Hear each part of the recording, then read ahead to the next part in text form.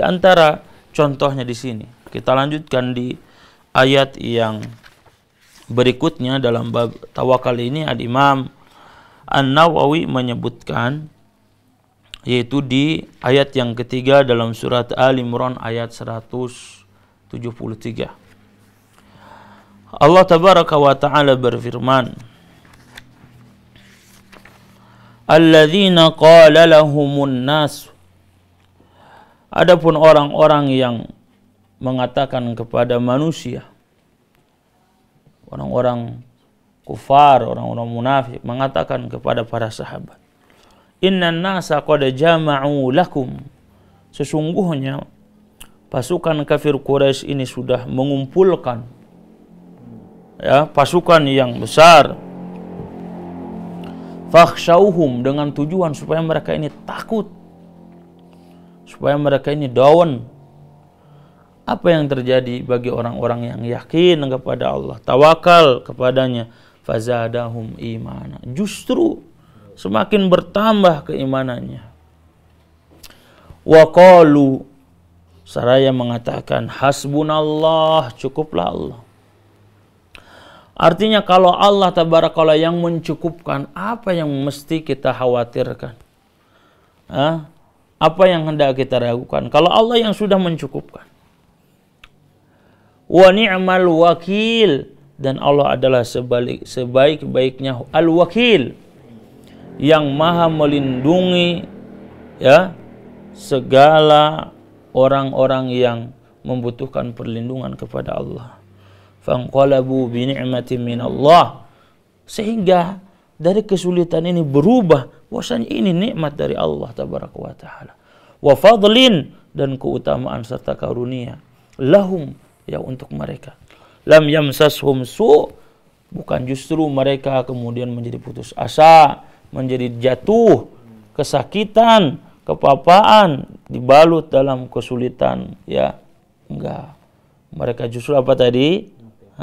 Semakin bertambah keimanan, ketentraman mereka kepada Allah. Wattaba'u ridwanallah. Ini jamaah, yang penting bagaimana si Allah itu ridho kepada kita. Ridho, wallahu dzul fadlil azim. Karena Allah tabaraka wa taala adalah zat yang memiliki karunia yang sangat besar. Jamaah, ayat ini turun selepas perang Uhud. Antum tahu bagaimana kisahnya perang Uhud? Perang yang sangat dinanti, perang yang dimana kemenangan itu sudah ada di pelupuk mata. Kemenangan itu sudah ada di pelupuk mata, di mana pasukan yang hanya sedikit 700 orang mampu mengalahkan 3.000 orang. Karena 300 orang itu balik, orang-orang munafik. Jamaah yang rahmati Allah tabaraka wa taala. Tetapi bagaimana ketika seseorang itu di tengah melakukan ketaatan, dia maksiat? Hari-hari di mana perang Uhud adalah ibadah, berjihad kepada Allah. Rasul hanya berpesan kepada para sahabat yang ditugaskan untuk memanah, jangan turun ke bawah sekalipun bahwasanya mayat-mayat orang kafir sudah berserakan. Jangan turun. Ataupun mayat kaum muslimin sudah terbunuh, terhasut oleh pedangnya.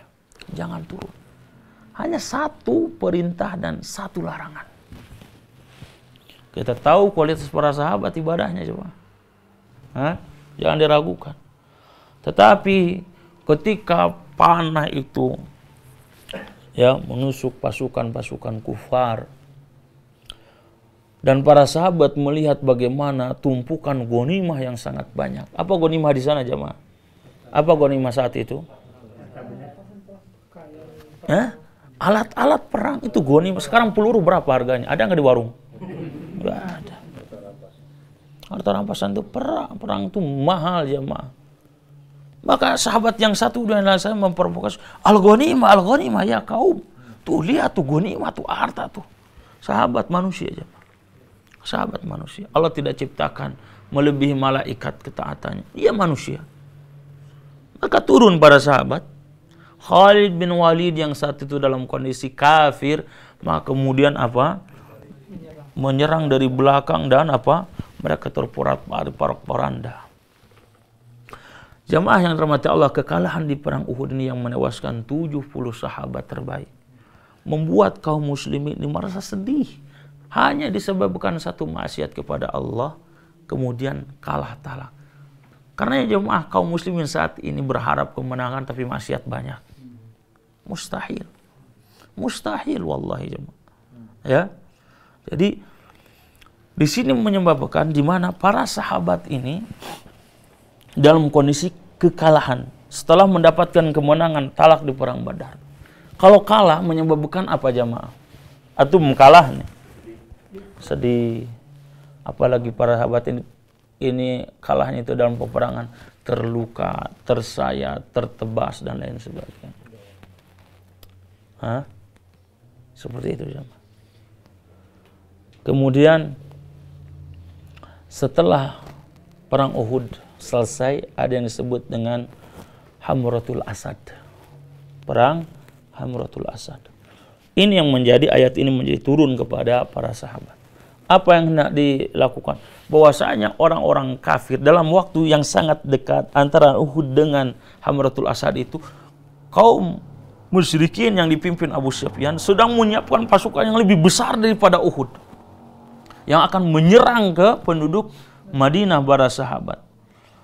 Dalam kondisi kalah, apa yang terjadi jemaah?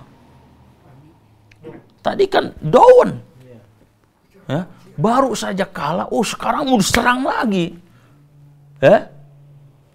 Luka belum sembuh, luka secara fisik, luka juga secara fisikis, secara mental. Sehingga apa yang terjadi jamaah?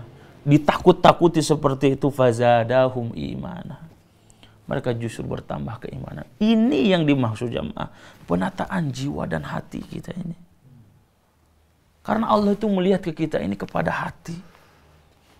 Jadi para sahabat dalam kondisi ditakut-takuti seperti itu dalam kegagalan, kondisi para sahabat juga masih banyak kesakitan, disiapkan pasukan yang besar, ya, untuk apa? Menyerang penduduk Madinah yang belum siap secara mental, secara fisik, ya, secara peralatan, pasti kalah secara zahir, mesti kalah.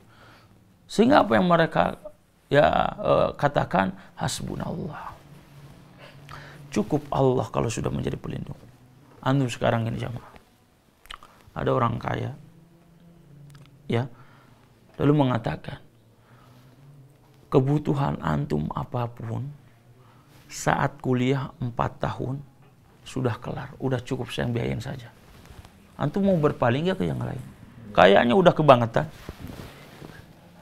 tidak berseri, mau cari donat nggak perlu, dia kaya kok. Antum dalam kondisi katakan kemudian ada perlindungan dari aparatur negara, dari setiap titik rumah itu dijaga. Kata Sanjendra, jangan khawatir Pak, biar kami yang melindungi Anda. Takutnya jamaah? Gak perlu gentar. Lawang senjatanya lebih tinggi daripada badannya. Itu kepada manusia. Bagaimana kalau Allah tabaraka wa ta'ala ketika sahabat mengatakan, hasbunallah wa ni'mal wakil. Cukuplah Allah tabaraka wa ta'ala yang melindungi. Maksudnya gini jamaah, kondisi kita ini tidak akan stabil cuma di dunia ini. Kadang kita sukses, kadang kita gagal. Kadang kita sakit, kadang kita sehat.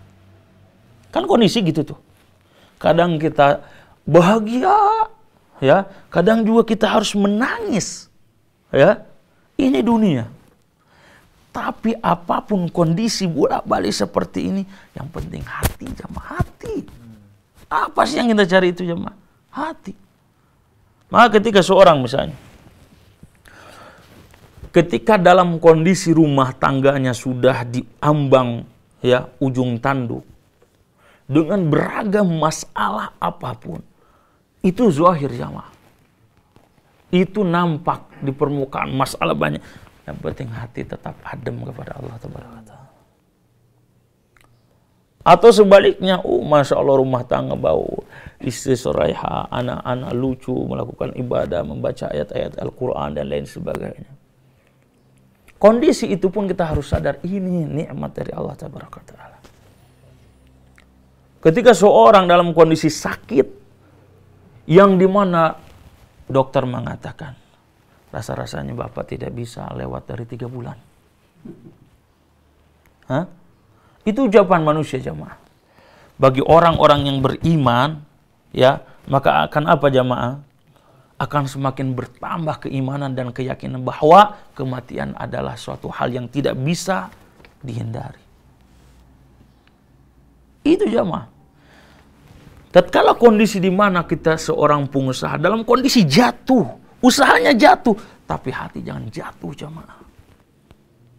Itu nih lihat para sahabat jamaah. Ini dunia. Kita belajar dari para sahabat bahwasanya ketika ditakut-takuti dalam kondisi dawan, para sahabat itu membaca di ayat sebelum dan setelahnya. Di ayat ini masalah ini jemaah. Bagaimana kondisi para sahabat itu, ada yang tertusuk, ada ininya bocor, dan lain sebagainya. Secara fisik oke, dia sakit. Dia terluka, tapi hati jemaah. Tata itu hati kita nih. Sehingga kita ini tentram, bisa mengarungi kehidupan dalam kondisi apapun. Kaya, miskin tidak jadi masalah. Itu roda kehidupan dunia. Bangkrut sekalipun. Itu kondisi dunia jemaah. Tapi yang penting hati jangan sampai goyah. Coba lihat bagaimana orang-orang musyrik. Sekarang kondisi orang-orang musyrik. Apa yang mereka lakukan ketika ke lapangan? Apa yang mereka lakukan dalam kondisi ke lapangan jemaah? Maksiat mereka kepada Allah Tabaraka wa Ta'ala. Menyembah berhala. Ini dampak dari beribadah kepada Lata, kepada Uzza.